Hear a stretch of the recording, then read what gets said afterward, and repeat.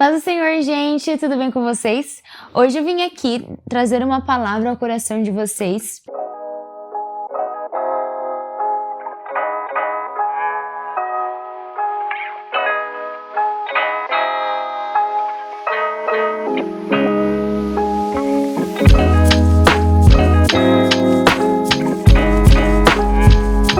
Contudo, tenham cuidado para que sua liberdade não leve outros de consciência mais fraca a tropeçarem, pois, se alguém vir você, que diz ter um conhecimento superior, comer no templo de um ídolo, acaso não será induzido a contaminar a própria consciência ao ingerir alimentos oferecidos a ídolos? Assim, por causa do seu conhecimento superior, o irmão fraco pelo qual Cristo morreu acaba se perdendo. E quando vocês pecam contra outros irmãos, incentivando-os a fazer algo que eles consideram errado, pecam contra Cristo. Portanto, se aquilo que eu como faz um irmão pecar, nunca mais comerei carne, pois não quero fazer meu irmão tropeçar. Os 3 pontos são consciência fraca, conhecimento superior e Cristo morreu por todos. No caso, a consciência fraca serão as pessoas não convertidas e as pessoas que se converteram recentemente. E o segundo ponto são cristãos, que têm mais tempo de conversão. E o terceiro ponto, Cristo morreu por todos. Na maior parte da Bíblia, nós vamos ver que um dos mandamentos mais importantes é o amor ao próximo.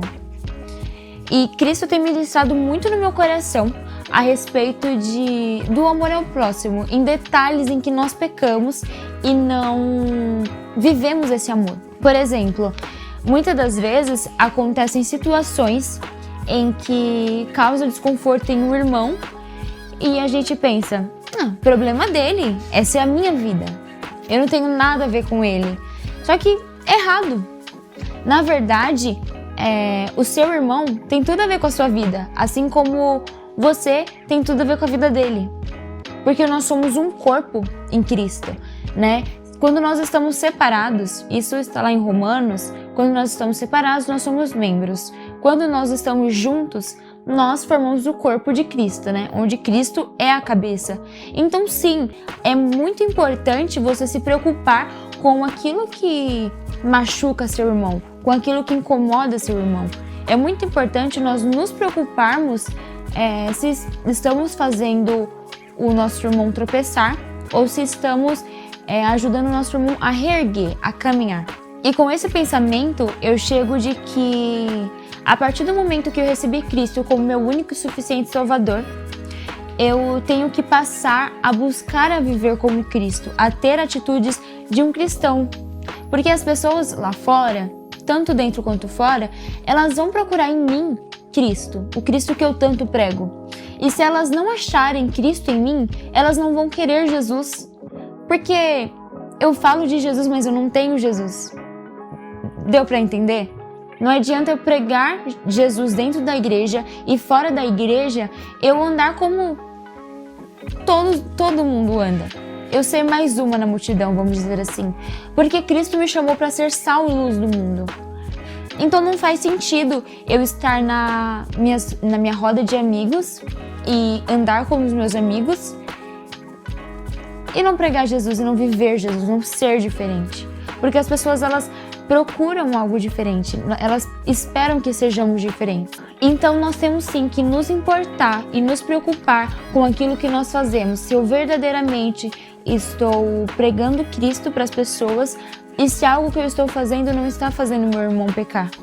Por exemplo, há pessoas que elas conseguem escutar músicas, escutar louvores, e isso não atrapalha a vida espiritual delas. Mas isso pode atrapalhar outras pessoas, outros irmãos. Pessoas que estão chegando agora, que não têm o mesmo pensamento, que não têm o mesmo entendimento. E aí só porque eu consigo diferenciar e o meu irmão não consegue, eu vou escutar, porque problema seu. Entendeu? O problema dele, eu estou escutando, eu sei diferenciar. Se ele não sabe diferenciar, é um problema dele. Sabe, falta da nossa parte compaixão e preocupação com a vida do nosso irmão. Nós, muitas vezes, não temos responsabilidade com o outro. Nós vivemos a nossa vida conforme a gente acredita que tem que ser vivida e nós não nos importamos se está ferindo ou não o outro irmão. E muitas das vezes, quando o outro irmão acaba se ofendendo com coisas, com nossas atitudes, a gente quer brigar, a gente quer partir pra cima, acha que, o irmão é muito religioso. Só que minha geração, vamos dizer, a minha geração, né, a nossa geração é uma geração que tem um pensamento diferente da geração lá atrás, dos nossos pais, por exemplo. Então, é um problema deles, sabe? É um defeito deles? Não, eles tiveram, a geração deles foi de um modo. A nossa está sendo de outro modo. Não estou dizendo que o evangelho ele está sendo modificado, sabe? Eu não estou dizendo que conforme as gerações vão passando, o evangelho vai ficando diferente. Mas a forma que nós falamos sobre o evangelho e nós entendemos a graça de Cristo fica mais leve, vamos dizer assim. É sobre isso o evangelho, é sobre algo que eu sou e não o que eu faço. Mas houveram pessoas que não tiveram esse mesmo entendimento que nós temos, a mesma oportunidade que nós tivemos, e foram ensinadas de outras formas. Então, é errado essas pessoas? Não, não é errado. A gente não tem que moldar a ideia de um no outro, mas a gente precisa respeitar. A gente precisa buscar viver esse amor ao próximo que a gente tanto prega e a gente tanto quer. Porque, nossa, quantas e quantas vezes nós não ouvimos e não vemos em status, stories, ou enfim, amor ao próximo, ame o seu próximo como a ti mesmo, e nós não praticamos isso. Nós esperamos tanto que as pessoas de fora pratiquem o amor ao próximo, mas nós não fazemos. Nós julgamos as pessoas sem entender que, poxa, eu também peco. Assim como meu irmão tá pecando, eu também peco. São pecados diferentes, mas não deixam de ser pecado. Porque a gente deixa de entender e deixa passar o fato de que o pecado, ele é pecado, ele não deixa de ser pecado, não existe pecado maior e pecado menor. Pecado é pecado. Assim como eu peco, meu irmão peca e somos pecadores. Então por que eu me acho tão justa, tão digna de julgar o meu irmão por algo que ele teve, sendo que eu peco também? E julgando meu irmão, eu já estou pecando também.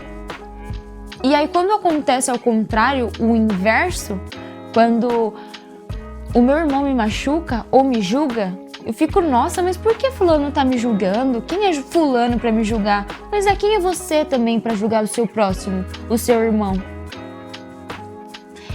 É sobre se colocar no lugar do outro, é sobre ter empatia e viver o amor próximo, que Cristo quer que vivamos e que a gente também quer que os outros vivam, mas a gente não trabalha isso em nós. A gente não busca diariamente viver o amor ao próximo. Quando alguém machuca a gente, nós temos a desculpa de que, uma pessoa machucada machuca. Isso é verdade.